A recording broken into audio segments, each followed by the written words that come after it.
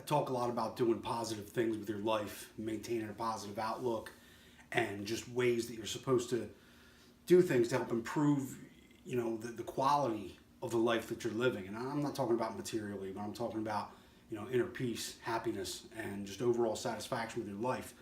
And I know that sometimes for people looking in from the outside, they can look and think that, hey, I got it pretty good, a successful career, and, I have a beautiful family.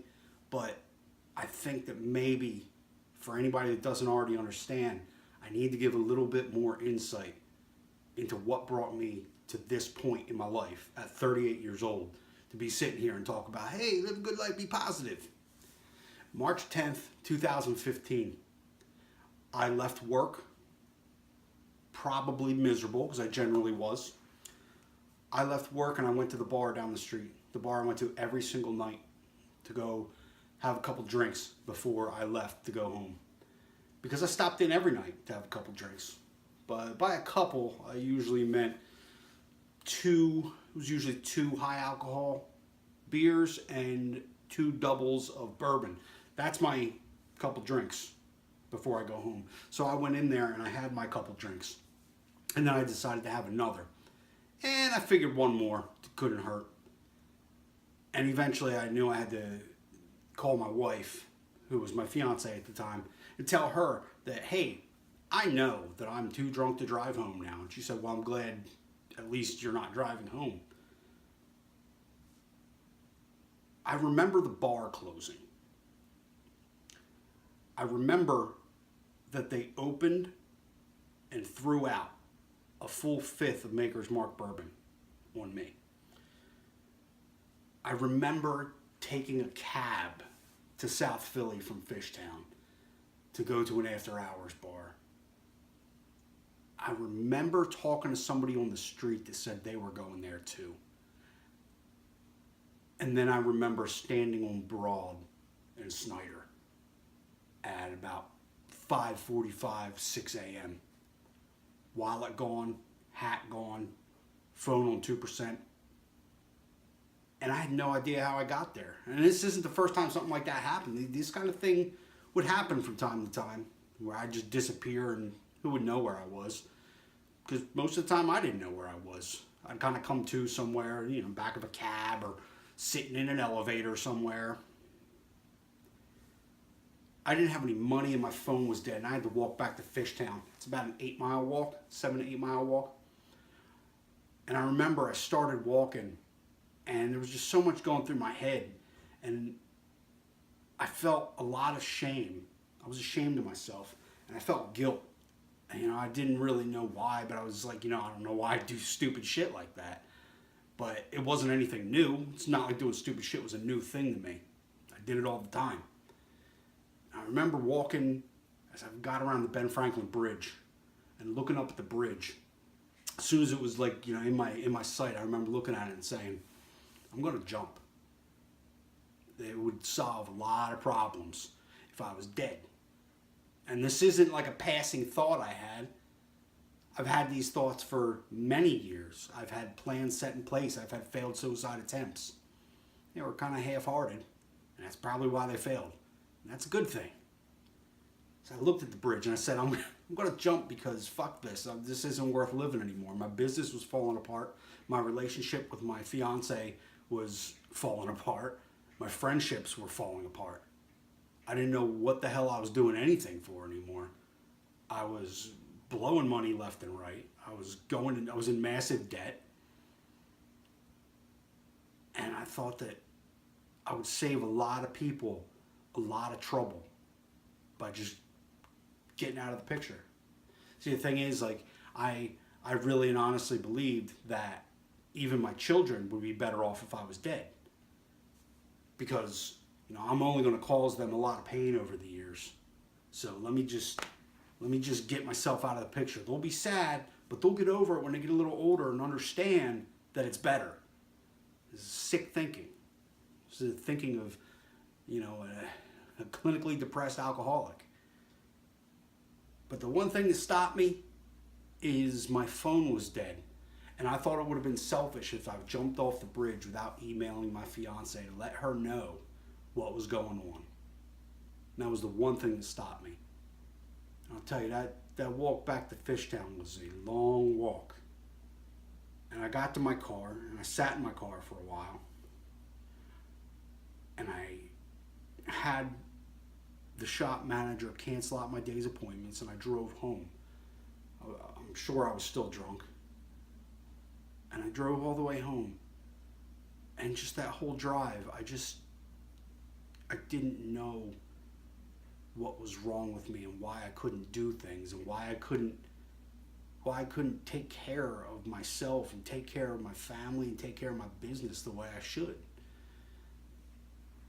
You know, my fiance was going to kick me out. I came home when I walked in the door, 1:30 in the afternoon. All my shit was packed. She was ready to boot me, and I don't blame her. I deserved that. I caused a lot of pain around this house. I walked in the door and I broke down in tears. And I said, I need help. I'm going to hurt myself. And I asked her for it. And even though she was throwing me out that day, without hesitation, she started calling hospitals to find a crisis center that could take me and work on getting me a bed somewhere. And I went away for 9 days. That was it, 9 days. And I remember the first couple days, they had me on whatever the medication is so you don't go through physical withdrawal from alcohol. And I remember thinking oh man, I guess I shouldn't drink liquor. I wasn't thinking I shouldn't drink at all. It took me a few days to come around to that realization, sitting in there drying out with a bunch of other people with substance abuse and mental health issues. A bunch of people from all walks of life going through the same thing I was going through, when I had felt very alone in that for a very long time. I thought that I was on this whole other plane, that people couldn't understand the emotions that go on in my head, and people couldn't understand the fact that I needed to have a drink to be able to relax and to just escape from my responsibilities for a few minutes. Because I have so many responsibilities and the weight of the world is on me, and I just need to unwind. I'm a fucking alcoholic. I didn't need to unwind. I needed to stop drinking. But that's neither here nor there. The point is, on March 10th, 2015, I was ready to end my life. I was in the middle of 7 out of my 10 employees quitting. My fiance was about to throw me out. And I just wanted to die. I was miserable. I got sober. That in itself is difficult. But in the process of getting sober, I realized for the first time, I wanted this for me because I wanted something better for me. Nothing else ever mattered. Nothing else ever made me say, I need to get sober for this reason.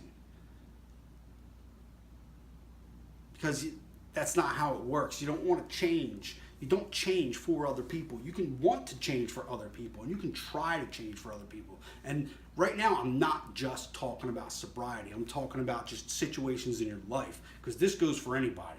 This is beyond the sobriety right now. You can want to change things in your life for other people, but it will never work.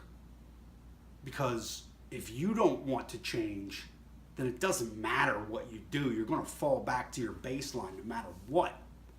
Now, at this point, I decided I wanted to change.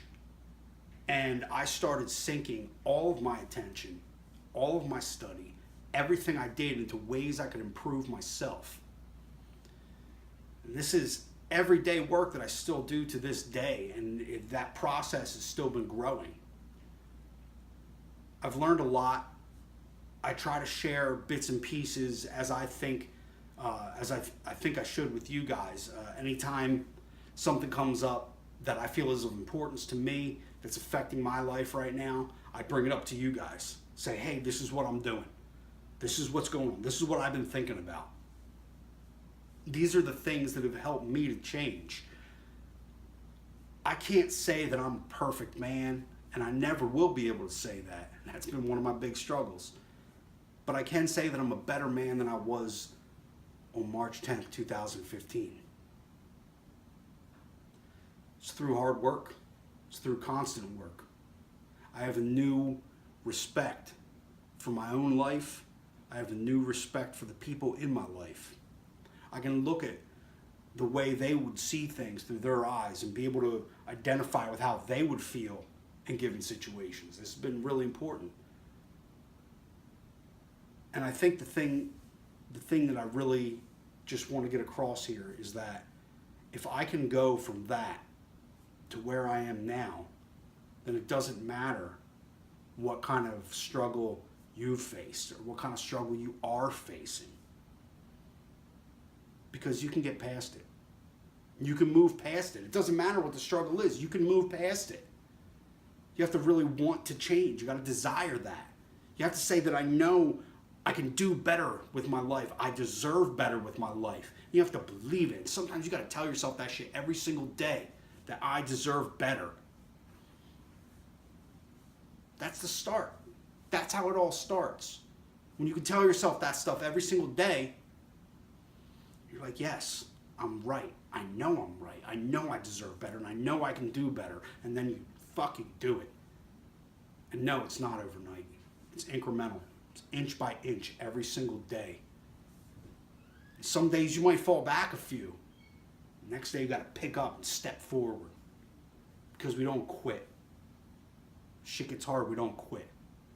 We pick ourselves up and we keep moving. And it's okay to say, I'm having a hard time. I am struggling here. This is tough. Life is difficult. Because there are plenty of days that I throw my hands up and I'm like, I can't do this. I'm not cut out for it. I am not cut out for this shit.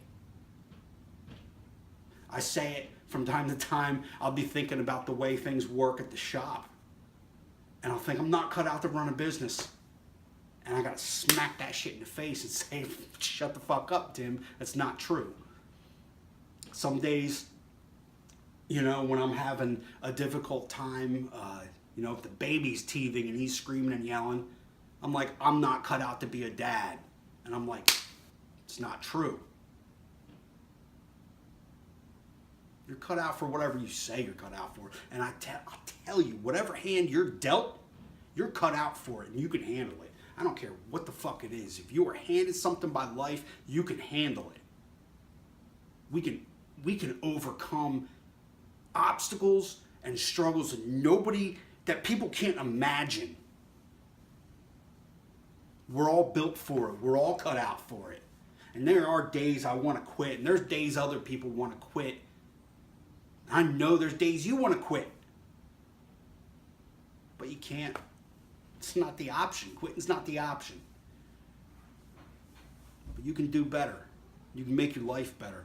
You can make you can make the lives of the people around you better. If I can go from that man,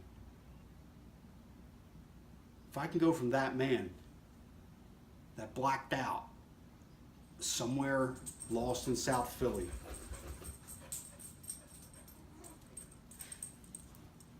then you can overcome whatever obstacle you're facing right now. I know you can. Thanks for watching.